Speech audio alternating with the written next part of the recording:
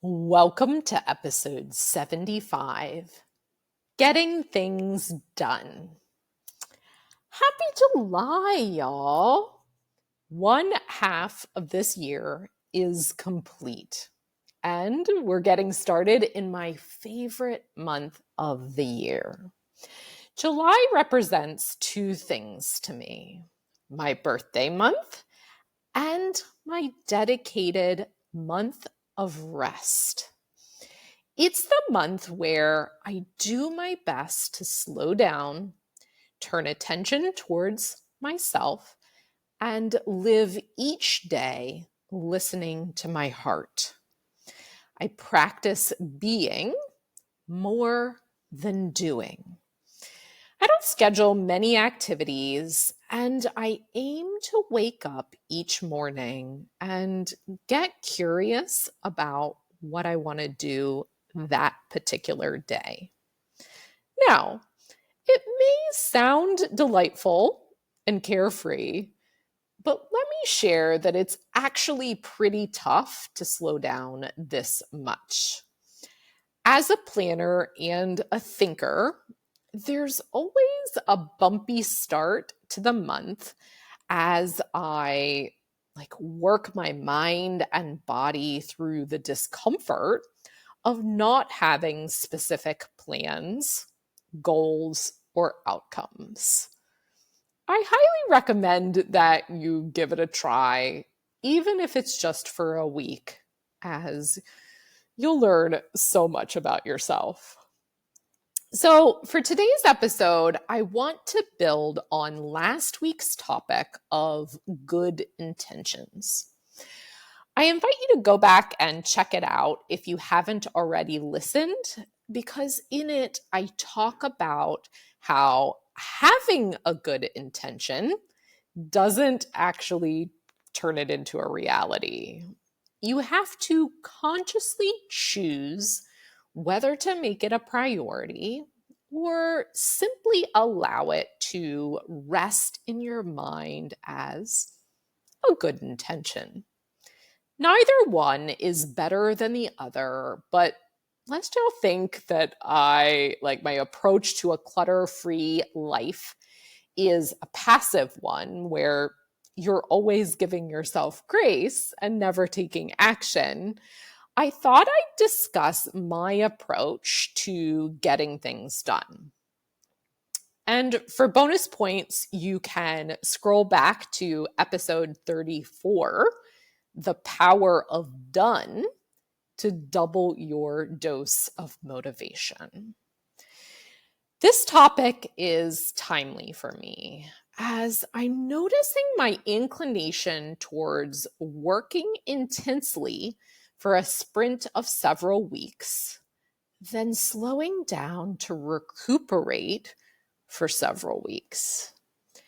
It's an effective cycle for me, both as a business owner and as an individual.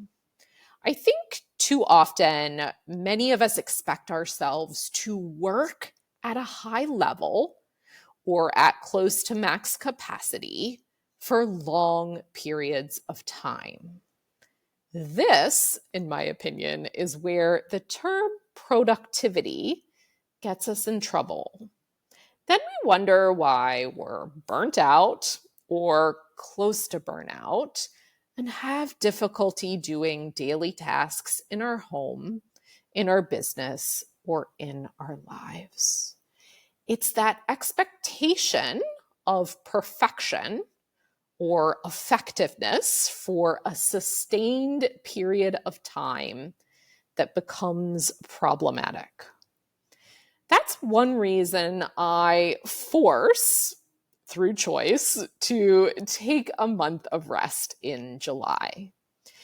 It's another reason why the more I lean into and accept the idea of getting things done in sprints or dedicated sets of weeks than giving myself a break, I find myself making decent progress in the areas of my life and business I prioritize. So, in today's episode, I'm going to share how I get things done from a mindset perspective.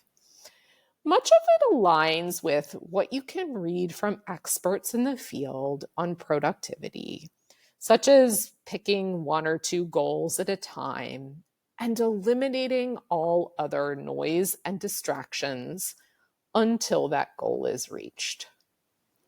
Now, as a mother of three and a manager of multiple households, I get that eliminating all other noise and distractions seems like a monumental element that male researchers seem to gloss over. So I encourage you to self-reflect about the season of life that you're in when it comes to this topic. I've been the mother who couldn't get 30 minutes or an hour to myself. I've been the woman who feels like the moment I have a second to think or do, 1,000 other things seem to vie for my attention. Noise and distractions become part of this process of getting things done. And I encourage you to recognize that you can aim to solve for them, or you can aim to expect them and invite them alongside of you. You're more organized than you think. And therefore, getting things done with the expectation that there will be noise and distractions along the way may be compassionate. If you're able to carve out quiet time that's supportive of your project or goal, amazing. Yet, notice and become aware if you are someone who regularly uses the noise, the needs, and distractions of others as an excuse for why you can't make progress. If that's the case, I encourage you to get curious about the strength of your personal boundaries. Honestly, an area that many of us need support in. All right. So first, as I mentioned, I find that getting things done in a cycle of focus, then rest, to work well. Whether you're able to carve out uninterrupted time or time that you're unavailable or not, the first requirement is to actively schedule a dedicated amount of time to the task at hand. And before I explain what I mean, if you're looking for more practical guidance on how to create a clutter-free schedule, head to the show notes and download my free guide. So y'all, I schedule everything. Your schedule is a living document that doesn't have feelings. It's only based on facts. You have 24 hours, so do I. This means that if all the blocks on the calendar are full, you're fooling yourself if you think you can add a new project or task from your to-do list into your week. Nothing gets done unless you consciously carve out time to do it. I've worked with a number of clients who resist scheduling, and my approach is always to work with them to find a schedule design that is supportive to their concept of time. I don't give them a choice to abandon scheduling altogether. So, to be clear, you can get granular with your schedule and time block each activity throughout the day, or you can give yourself general blocks for home tasks, paid work tasks, caregiving tasks, personal time, all the things. There's no right way, but just know that identifying when you'll do something is the first step. I want you to pause now and consider your current relationship between getting things done and time. How do you determine if you have time for a task? If you're someone who notices that you're always struggling to find the time to work on your next clutter clearing project, lifestyle goal, personal passion, you want to spend some time kind of getting curious about your scheduling system. Now, all the points I'm going to share today are coachable topics. So please know that if you find setting boundaries or identifying when you'll work on something a challenge, I'd be more than happy to help or to refer you to another resource. Using a planner or a calendar to identify when you'll, for example, clear out expired food from the pantry is one part of the process. Navigating the internal voices and resistance to doing the task is another. And that's where coaching comes into the equation. The next step to getting something done after scheduling a specific block of time to work on it is to break the task down into the smallest achievable portions. For example, weekly meal planning is a struggle for many of us. It's not an easy task because there are so many invisible elements to it. There's looking at the calendar to know how many folks are going to be eating at home on which days. There's looking in the pantry to see what you have or what you need. There's choosing the meals. There's taking others' opinions into account. Plus, understanding how much time you realistically have the day of to do the cooking.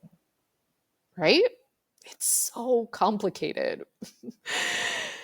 So many of us drop meal planning altogether, and then we beat ourselves up for not doing it, not sticking to a budget, or ordering out too much. What I observe when working with clients is that folks often set the bar too high, meaning that they're telling themselves that they should be able to meal plan for 7 days at a time. I encourage you to break meal planning, for example, down into the smallest achievable portion. Let's say that's 3 days at a time. My husband, on the other hand, he'll go to the grocery store every single day. Smallest achievable portion. Okay, so I can think about 3 days. I know what'll stay fresh in the fridge for 3 days. I know what I can build from what's in the pantry for 3 days. I know what folks in my house are up to for the next 3 days. It helps you shift out of overwhelm and impossibility and into an actionable, reasonable amount of time. Planning for food twice a week doesn't take more time than planning once a week because you're getting more practice and improving your system with each set of 3 days that you account for. It allows me to breathe more deeply and get it done. So, I invite you to engage in the pre-work of breaking either a weekly task or a long-term project down into small portions. Then pause and ask yourself if those portions truly are small enough. What you're aiming for here is to eliminate the internal friction that will inevitably show up when it's time to get started. I get it. It's absolute magic when motivation arrives right on time to spur you to get started. Yet, let's be honest, having motivation show up and lead the way towards a clutter-free paperwork system, for example, or helping your parents struggle through decluttering decades worth of belongings, that motivation is not worth relying upon. Instead, you'll want to break the task down into even smaller chunks so that the discomfort around getting started can be quantified. For example, if you find yourself saying, I don't want to make decisions about old taxes and business records, give yourself a concrete amount of time that you could suffer through doing the task. Acknowledge the discomfort and resistance. Then remind yourself that you can do anything difficult for 10 minutes.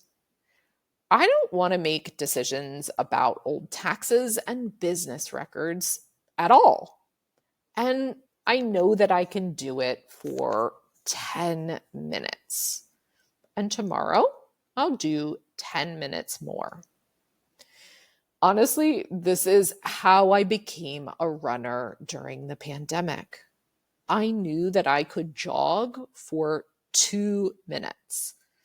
It's still my approach to exercise, especially when my internal soundtrack wants to resist. Some tasks are just dull. No one really wants to help their parents sort through decades worth of belongings. It's not fun for them, nor is it fun for you. No one really wants to follow up with their kids to make sure they made their bed, cleaned their room, did their laundry, or completed their schoolwork. That's where the tools of organization come in to support your efforts. You schedule the time or you set a reminder. You break tasks down into minuscule, manageable chunks so that you don't have to rely on motivation to get it done. Next, you'll want to watch your internal language or dialogue. This is the most common obstacle to getting anything done. Think about it. You most likely have a set of lines that you say to yourself when a task or a project is unwanted and potentially challenging. Perhaps you find yourself thinking about how it's going to be so much work.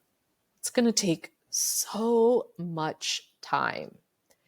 It's going to take research and planning. You have no idea where to look or who to ask. It has to be perfect, or you have to get it right. Perhaps it's an emotionally charged conversation that you need to have. So you tell yourself that you have to be ready for it. Most of these statements are lies. And I say this with love. I say it with love because I'm not immune to these statements. They're part of our built-in safety system, the safety mechanism in our brain, that primitive part that says, put off the hard work until later and conserve your energy. So, the solution is to coach yourself. Talk to yourself like you would a friend who's complaining. Comfort yourself by acknowledging that it's not going to be easy, nor is it going to be as hard as you think it's going to be. Remind yourself that you're more organized and capable than you think. That circumventing procrastination is part of the process. Then pause and bring yourself back to the actual data. Ask yourself, how many minutes will the project actually take? Get honest. How many minutes will it actually take if I avoid it for a few more days or a few more weeks? Ask yourself whether waiting will really make it easier, or if you'll end up judging yourself for delaying. Telling yourself the truth to bring out the impossibility of the task into actual quantifiable focus. The fact that you're spinning around in circles is eating up minutes of your life, adding to overwhelm, and contributing towards your self-doubt. Which brings me to the final point I want to share today.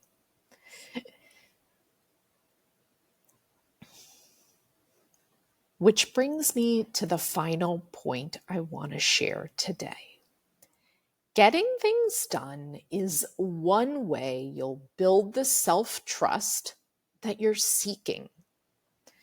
One sentence I ask folks to complete for my coaching intake is, I want to become someone who ... It's a powerful question. Making progress on a task or a project isn't solely about the result that you want to create.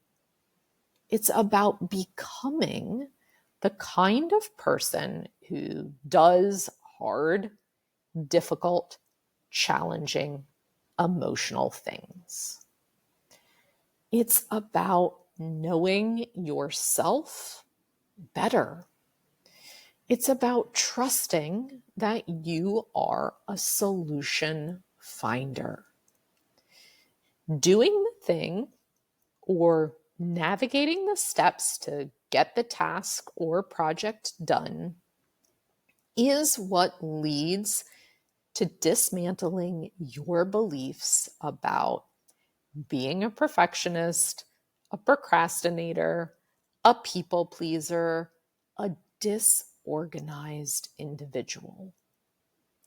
Those labels aren't the truth unless you repeatedly choose to prove them true.